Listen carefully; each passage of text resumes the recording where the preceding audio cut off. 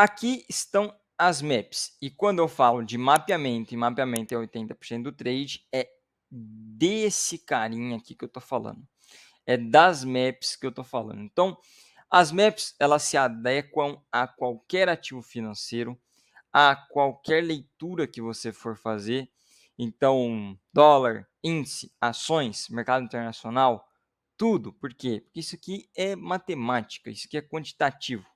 Isso é um conhecimento de aplicabilidade universal. Existem as suas adaptações a cada ativo e a regulagem, a adaptação faz parte do procedimento de usabilidade. Então, já trouxe aqui as maps reguladas para usabilidade em uma ação e essa ação escolhida é a ação do Banco do Brasil. Vamos entender como que funciona as maps e a sua nomenclatura. Então vamos lá. As maps elas ficam divididas aqui por essa linha do meio, ó, que fica algumas horas laranja e fica algumas horas azul. Essa linha aqui é uma linha para dividir o mercado. É o mais refinado possível que nós alcançamos baseado no comportamento das negociações, naquele tripé que eu passei para vocês agora há pouco, que mostra o que é o preço justo do ativo. É o meio, é onde está todo mundo, é onde tem o conflito de forças, é o meio de tudo.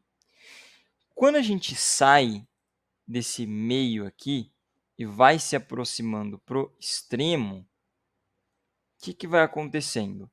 Nesses extremos aqui, a gente encontra as regiões de subpreço. São regiões mais baratas. E quando a gente chega naquela região lá em cima, é a região de sobrepreço. Região mais cara, se afastando da linha central. O que a gente pode encontrar com esse comportamento? Então vamos lá as interpretações possíveis. Antes da gente entender as interpretações, vamos para a nomenclatura, porque eu vou falar as linhas aqui e é importante que vocês já entendam do que eu estou falando. Aqui no meio é a map central. A gente chama ela de map 0. Quando começa a descer, então tem a cinza de baixo, a amarela de baixo, a outra cinza de baixo e a roxa. São as linhas inferiores. Então a gente chama de I1 para facilitar. Ó. A segunda linha inferior, I2. A terceira linha inferior, I3. A quarta linha inferior, que é a roxa, que é a que a gente mais usa praticamente, é a I4. Agora, para cima, é o mesmo raciocínio, só que são as superiores. Então, é a superior 1. Aqui é a superior 2. Ops, escrevi A2. Então, S2. Em cima, S3. Em cima, S4. Certo? Dessa forma, a gente começa a entender que esses níveis são níveis estratégicos onde existe o quê? Consolidação, acúmulo de volume.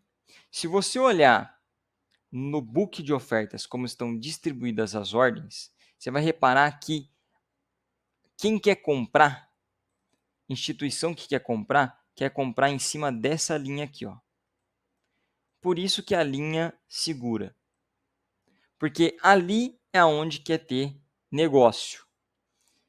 E essa distribuição, dessa maneira que está, vai trazer para a gente algumas interpretações. Como a interpretação que eu falei para vocês de região de subpreço ou sobrepreço. O que acontece? Quando você regula as maps para o ativo que você quer, você vai ter algumas interpretações. Uma delas é que a maior parte do tempo o preço não fica passando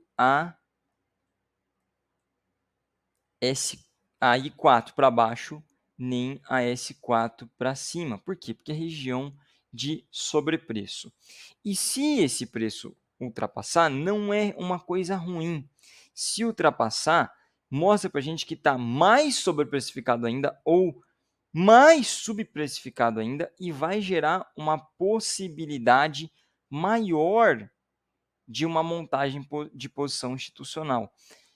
E quando esse nível de 4 S4 for rompido, essas linhas aqui, ó, de probabilidade vão estar alertando a gente que a probabilidade é que o preço não fique só na S4 e sim vá para níveis superiores. Quando passa, por exemplo, de uma S4, a gente continua a contagem. Então tem S5, que é a vermelhinha lá de cima, ou essa verdinha aqui de baixo, que é uma abaixo da I4, que é a I5. Essa linha pontilhada aqui, para mim, é a oitava maravilha do mundo. Por quê? São as linhas de probabilidade e aumento de volatilidade. Mostra que o mercado está um pouco mais esticado que o normal.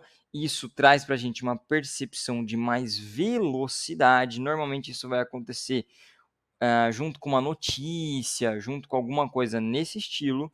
E o preço dá um mergulho ali na região de subpreço e só vai parar quando tiver um player para segurar isso.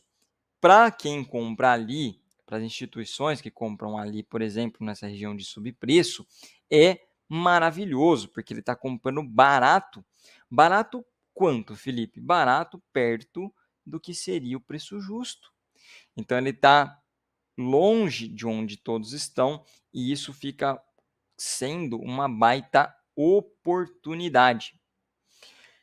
Então repara que a gente já começa a ter algum comportamento que você já começa a ver ele se repetir, chegando em extremos, parando, voltando, chegando em extremos, parando, voltando. Esses extremos, a gente tem muita atenção nele, porque são neles que vão existir as inversões, que são os inícios de movimento do extremo para o meio. Existe como operar do meio para o extremo também, tá? Então, do meio para o extremo tem como, e do meio para o outro extremo também tem como. Mas calma, é um dos seus primeiros contatos aqui no nosso YouTube, então você precisa entender que existem as regiões estratégicas para a gente operar. Estou te apresentando o mapa. Quando você começa a ter essa informação que eu estou passando para vocês, repara, você já está tendo uma informação de valor. É uma informação que te remete a fazer algo. Olha, o Felipe está me passando que esses níveis aqui são região de subpreço e nesses níveis aqui normalmente são delimitadas as máximas dos ativos. Isso mostra para a gente que por aqui existe um trade a se fazer, por exemplo, comprar barato ou vender caro, que é o sonho de qualquer trader, sonho de qualquer negociador de bolsa de valores.